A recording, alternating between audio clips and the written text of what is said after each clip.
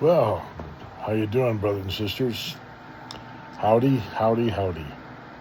I just got home from work a little bit ago and kicked back here in the recliner, and I was just thinking. I was thinking about the 1700s.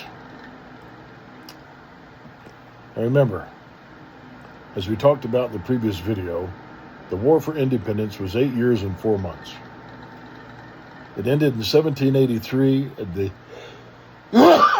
wow, excuse me. It ended in 1783. I could edit that out, but I don't do that. And the Second Amendment was ratified in December of 1791. So we got about an 8 years span there. However, the militia, the militia was already keeping and bearing arms. In fact, for 8 years and 4 months, they really kept and was bearing arms. But after the War for Independence, the right to keep and bear arms was already being demonstrated. And the founding leaders of that time, they didn't go around and say, okay, we got to gather up all the muskets. We got to gather up all your pistols and your bayonets and your cannons. Okay, the war's over. You don't need them anymore. So, no, it didn't happen. It just didn't happen. I think some people think, some dirtbag politicians think that something like that happened, but it didn't. They kept their firearms. And remember, here's another thing. They didn't have cars and trucks, enclosed vehicles for travel. They rode horseback, little carts pulled by a horse or two, buggies, stagecoach, walking. Walking. What they do with their firearms? They leave them at home. They leave them locked up under the bed at home in the cabin. No, they did not. They were out in the open, under their jackets, whatever. No such thing as the ATF and all this permit to carry bull. So think about that.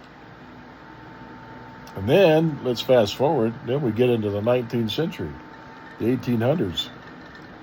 I'm sure many of you know, but if you study the 1800s and how the firearms begin to evolve, for the next 100 years, everything in the world was invented and manufactured and sold, and people were buying them. You know what? The founding fathers didn't say, whoa, wait a minute.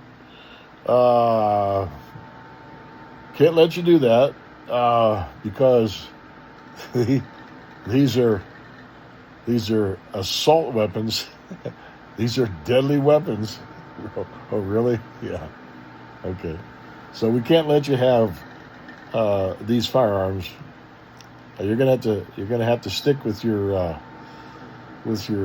cap and ball musket and your little pistol there, single shot. No, they didn't do that. And when you ride your horse, you're not gonna be able to carry a firearm because you got to have a permit, and we just can't let you do that. It's too dangerous. God. I'm not going to apologize because I can't wrap my head around stupid. I just can't do it. So anyway, the next 100 years, 1800s, every kind of firearm in the world was invented and manufactured, and people were buying them. And so, just look at history. It's simple. It's plain. The Second Amendment says what it means what it says. But you know what politicians do? because they have this disease, and I'm serious, it's a disease. It's a tyrannical disease. It gets right down in their soul. And they got to control people. They got to control things. They got to control the situation. People have to listen to them because they're the ones that know. I mean, let's face it, brothers and sisters. You really have to have a high IQ. You have to be on some high genius level to understand the Second Amendment. You really do.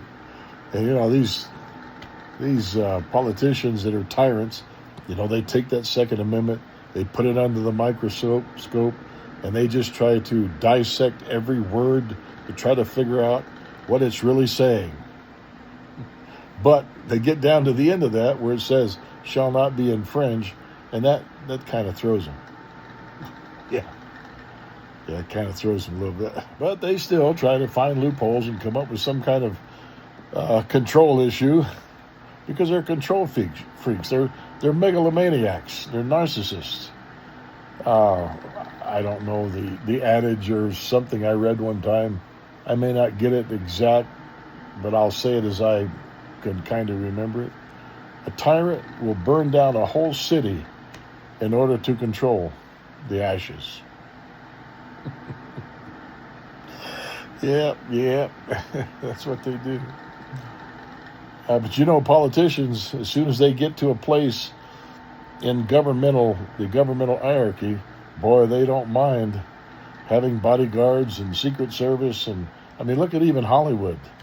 You know, they got bodyguards and armed bodyguards, and you know, politicians have security systems in their homes and security fences and cameras. And oh, really? Okay. But they don't want us, the common people, to be able to protect ourselves. Because, see, they think the Second Amendment is just to go hunting. Yeah. Well, the Second Amendment is for hunting political predators. Yeah, that's what it's for. Anyway, I just thought I'd bring those few little issues out. And, you know, where are we at? Where are we at? I'll tell you where we're at.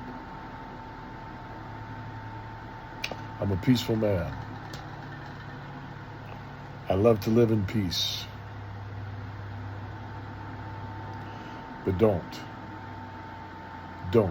try to come take my firearms. I may take a bullet. As I've said, I may take a bullet. But don't push the issue. Enough said. I'm out.